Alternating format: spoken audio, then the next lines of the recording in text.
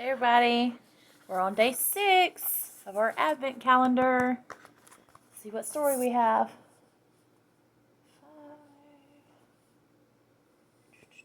Over here.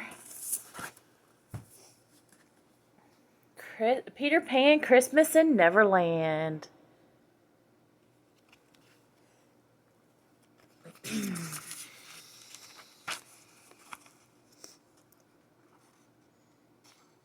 Wendy sighed as she looked around the Lost Boys' hideout. Neverland is wonderful, she said, but it's almost Christmas back home. I do wish we weren't missing it. Christmas? Peter asked. What's a Christmas? Why, Christmas is the most special time of the year, Wendy said. There's always a beautiful tree covered with lights and lots of presents. Michael chimed in. Don't forget the Christmas crackers, John added. They make such a wonderful kaboom when they explode. See, they're sitting around talking about Christmas.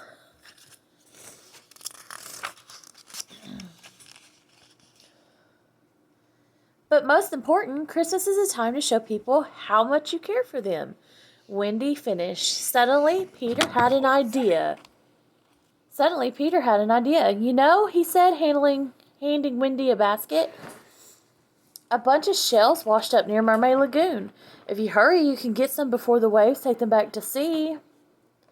Goodness, Wendy exclaimed. If I leave right now, I can be back before dark. As soon as Wendy was gone, Peter gathered the Lost Boys around him. We're going to surprise Wendy, he announced. We'll have a Christmas here in Neverland. But how? John asked. Peter grinned. Follow me, he said excitedly. See, sending her away with the basket. And then they're all gathering around talking about surprising her.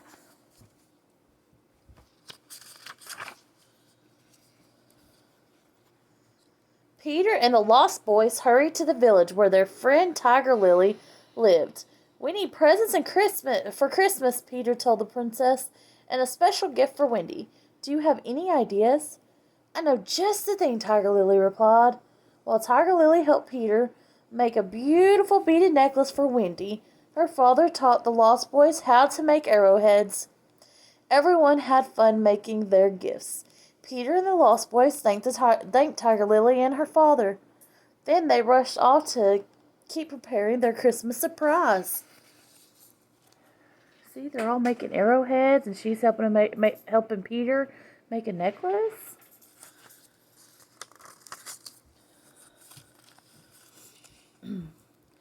The boys took the gifts back to their hideout. Then they set off to raid the Jolly Roger. Peter, why are we here? John whispered, as they hid in the pirate ship's cell. Surely these savage buccaneers know nothing about Christmas.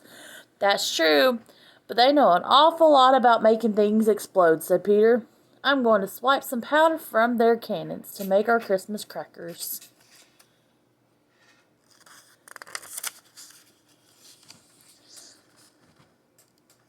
Captain Hook was so busy watching the crocodile that he didn't notice Peter duck into the Jolly Roger storeroom.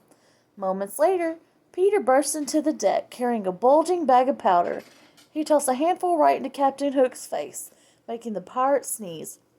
Thanks for the powder, you codfish, Peter shouted.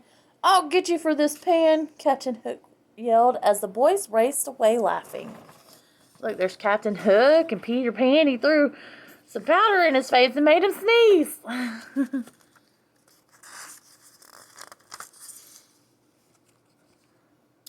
Next, Peter and the Lost Boys scouted the forest for the perfect Christmas tree. But when they got the tree back to their hideout, Peter frowned. This tree doesn't look so special, he said. That's because it doesn't have any decorations yet, John assured him.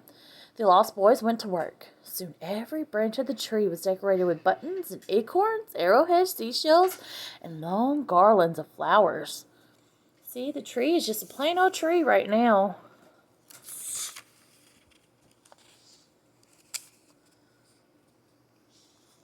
In no time, the Lost Boys transformed the hideout. Beneath the festive tree stood piles of presents and stacks of homemade Christmas crackers. But something was still missing. The lights, Peter exclaimed. Where are the lights? We may have to do without them, John began. But before he could finish, a clever grin flashed across Peter's face. "I'll find a way to make our tree light up," he vowed, "or my name isn't Peter Pan." Tinker Bell started jingling, but Peter interrupted her. "No time for chit-chat, Tink." He said, "Come on, let's go." See, they're sitting there talking, trying to figure out how to make the tree have Christmas lights on it.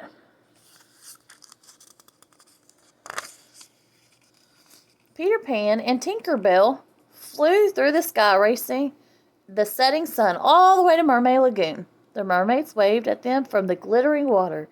"Peter," they cried, "come tell us one of your stories." But Peter didn't have time for stories. Wendy could be home soon, and the Christmas tree still needed lights. See the mermaids down here? They're wanting Peter to come talk. The mermaids shook their heads. "I don't think we can help with that," one said when Peter explained what he needed. "Why not?" Peter asked. "I've seen the way Mermaid Lagoon lights up at night. If you let me borrow your lights, I'll bring them back tomorrow." "Mermaid Lagoon lights up because our fish glow in the dark," another mermaid explained. "The fish won't glow if they leave the water." See, they're talking about how the fish glow in the dark.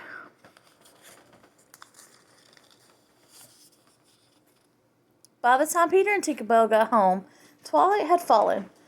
"There's got to be some way to light that tree," Peter said. Tink put her hands on her hips and jingled at him, but Peter wasn't listening. "Not now, Tink. I'm trying to think," he said. Tinker Bell stomped into her lantern, sending flashes of light around the hideout. That gave Peter a new idea. He hollered for the lost boys. Look, she's upset, so she went back into her lantern while he's sitting here thinking.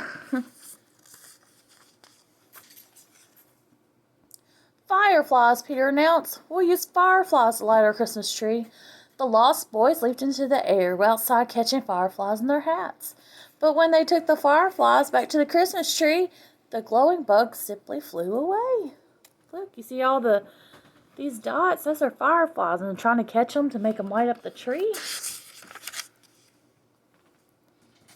Peter sat down on an old stump. "It's no use," he said, defeated. "Christmas is ruined." "Not now. It's still a very nice tree." Or he said, now. "It's still a very nice tree," John said, "even if it's getting too dark to see it properly." Tinker Bell peeked out of her lantern. Maybe now Peter would listen. She marched right up to him and started jingling and jangling as loudly as she could. Peter Pan's eyes grew wide. "You mean you can make the tree light up?" he exclaimed. "Why didn't you say so before?"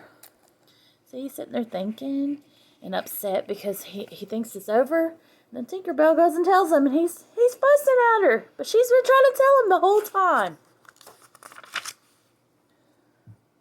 Moments later, Wendy returned to the unusually dark hideout.